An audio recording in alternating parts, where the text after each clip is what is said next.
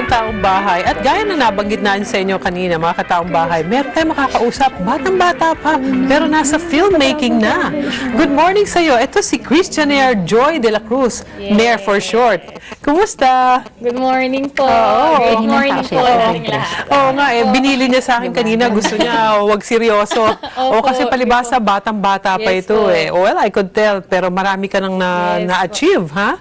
Paano ka bang nag-umpisa sa filmmaking? I'm a mass communication student po. Okay. At Bulacan po. Yung film po kasi parang may passion ka na po dun eh. Parang meron po kasi akong grupo po sa school, may organization po ako, multimedia division po. Iisa po kami ng passion. So parang kahit hindi po, wala po kaming subject na film, pero gumagawa po kami ng film. So parang yung bonding lang po, nanonood lang kami ng film, nagkikritik po kami ng film. Then, makakaisip ka ng idea, bubuo ka, magta-try kang gumawa. Parang try lang po kami ng try gumawa. Ibig sabihin, nakabuo na nga kayo. Yes po. I will actually, off-cam, nagkukwentuhan tayo. Yes Nasabi mo, marami kang mga naging roles dun Yes sa po. film. Opo. Hindi lang, ano-ano yung mga naging roles mo? Nagda-director po ako, Okay. assistant director, madalas din po ako sa production design kasi yung mata ko po medyo OC po eh.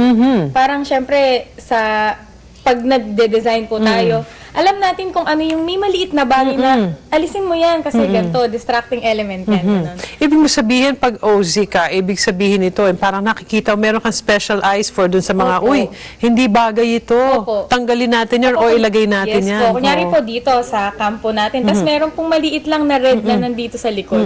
Ako, laking red nito. Paano yan? Parang kasi sobrang striking po siya sa mata eh. So parang hindi po siya, hindi po yung palette po ng kulay, hindi po siya nagsusmooth, nagsaswak Sa po dun palagay mo sa ba because of that, kaya ka napunta sa filmmaking?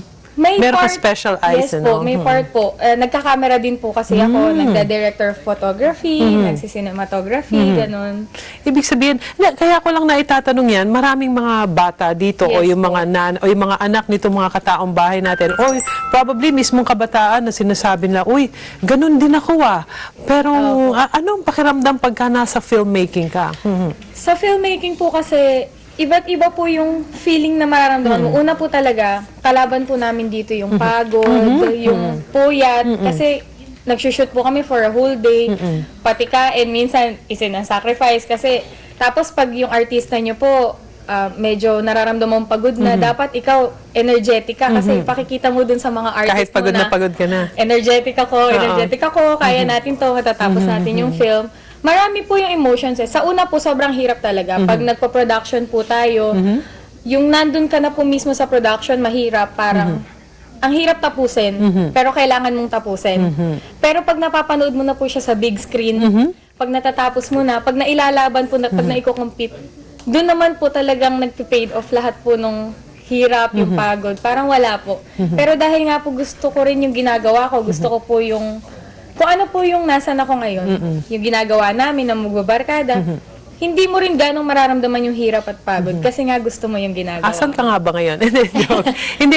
Can you tell us something about yung film na natapos nyo? Recent lang po, nakasali po kami, pinalad po kami na makasali sa Cinemalaya 2015 for the short film po. Gumawa po kami ng film, Mater po, ang title po, it's a Latin word for mother.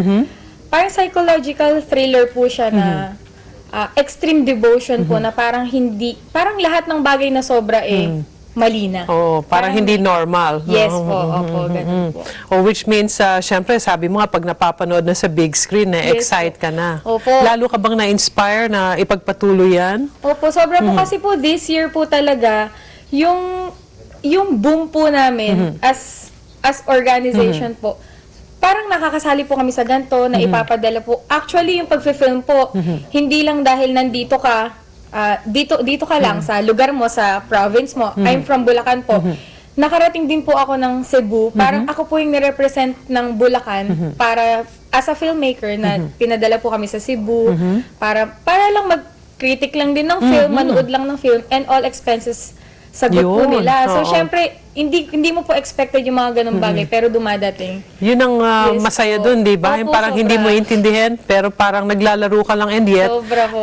na-enjoy mo yung accommodation sa'yo. Yes. Ano yung pwede mo pang i-share? Pwede mo pang i-share sa mga kabataan kung sakaling gusto nila magpunta sa ganitong klase ng larangan?